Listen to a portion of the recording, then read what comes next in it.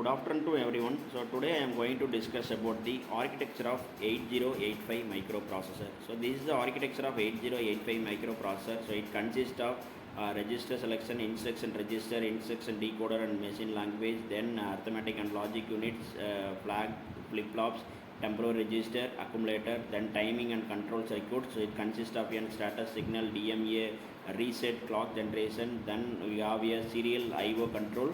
Serial IO control, we have a SID line and SOD, serial input data, serial output data. Then we have a interrupt controller. We have a different types of interrupt controller, that is a INTR, INTA, interrupt request, interrupt acknowledgement. The interrupt acknowledgement is the low signal, then RST 5.5, 6.5, 7.5 trap. Then we have a register select. We have consist of a temporal register, that is called as an 8-bit. Then Z register, B register is also 8-bit, C register 8-bit, then D register, E register, H register, L register. Then we have a stack pointer, program counter, then increment or decrement address latch, then address buffer, it is also an 8-bit, then data under address buffer. So these are the architecture diagram of 8085. Internal architecture diagram of 8085. The internal architecture of 8085 determines how and what operation it can be performed with the data operations or store the 8-bit data, then perform the arithmetic and logical operations, test for conditions, sequence of execution of instruction, store the data temporarily, it read write memory called as a stack. So the next architecture parts concern the register. We have a 8085 has 6 general purpose register. It stores the 8-bit data during the program execution. So these 6 registers are identified as BC, DE, HL. So if we are using with that combination of BC, DE and HL, so it perform the some 16-bit operations. Then these registers are programmable. It can use to load the transfer the data from the register by using the instruction. So next is the accumulator. So accumulator is an 8-bit register, that is the part of an ALU. It is used to store the 8-bit data and to perform the ALU operation. The result of an operation is stored in the accumulator. The accumulator is defined as a register. The data on which operation is to be performed is operand. Some of the operands must be an accumulator. So the next component is program counter. The program counter is a 16-bit register. It deals with sequence of execution of instruction.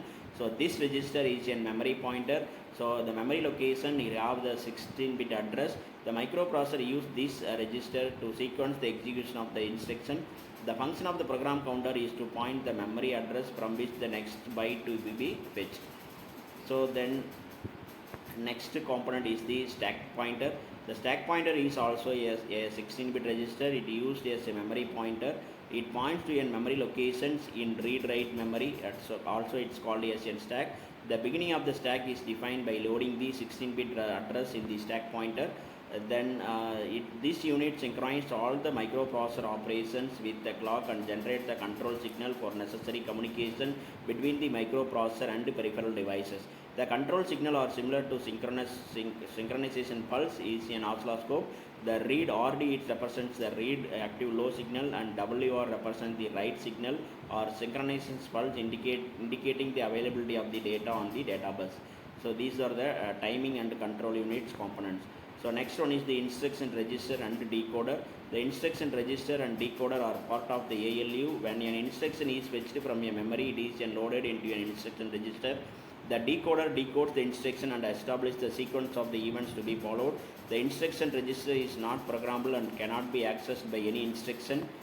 Then next it will be a register array. So register array consists of, already discussed with the 2 additional registers are called temporal register W and Z, which are included in the register array along with the programmable register, namely BC, DE, HL and stack pointer and program counter. So these registers are used to hold 8-bit data during the execution of instruction. However, they are used to internally by microprocessor. They are available to the program. The next component is multiplexer and demux units. This unit is used to select the register out of all the available register. This unit behaves as a multiplexer. When data is going from the register to an internal data bus, it behaves as a demux when the data is coming to a register from the internal data bus of the processor. The register select will behave the function based on the function of either mux or demux. So the next component, it will be an address buffer. So this is an 8-bit unidirectional buffer. It used to drive the external high order address bus, that is A15 to A8. It is also used to tri-state high order address bus under the certain conditions such as reset, hold, halt, and when address is or not in use. So these are the components it can be used for the as an architecture of 8085 microprocessor. Then it will be an address and data buffer. This is an 8-bit bidirectional buffer. So it can be derived multiplexed address and data bus A0 to A7 or D0 to D7. So it is also used for tri-state multiplexed address data bus under the certain conditions such as reset, hold, halt when the bus is not in use. So these are the main components in the architecture of 8085 microprocessor. Thank you to all.